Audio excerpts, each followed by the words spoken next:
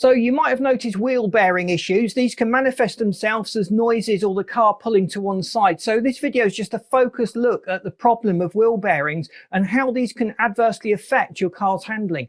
It's one of those problems you really want to get on top of sooner rather than later, because it tends to get worse over time and build into a problem that can cost a lot of money to fix in the long run.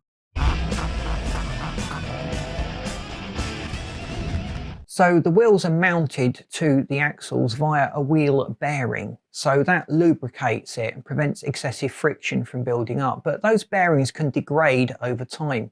Now you will notice a wheel bearing starting to go. It will give off a distinctive hum, rattle or whining sound. It tends to change pitch according to the speed you're traveling at. You may notice it starting to get hot as well, as there's excessive friction going on in the wheel bearing. And that's just something that is going to deteriorate until it can no longer lubricate and allow easy motion. So check the wheel bearings. Now, how do you check the wheel bearings? Well, you need to jack the car up.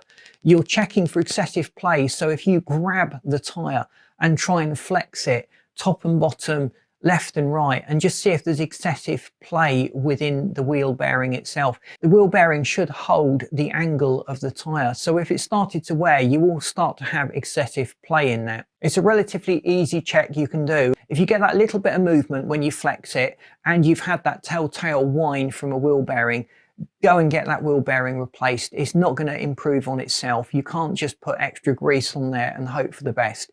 You need to get that addressed. So wheel bearing noise also gets louder when you turn the car in that direction. The wheel bearing is starting to get a little bit more play on its worn edges under certain driving conditions. So it will manifest that as different sounds. So look out for that as you're actually cornering. You may also get excessive vibration in the steering wheel. So don't just think of vibration through the steering wheel as being a balance issue and taking the car back to get the tyres and wheels balanced again. There can be these mechanical problems related to the wheel bearings and other components within the systems. Please boot that like button, because that really does help us to get out there. Subscribe to the channel. We'd hate you to miss out on the great content we've got planned over the upcoming months through this year. And we would love you to stay tuned.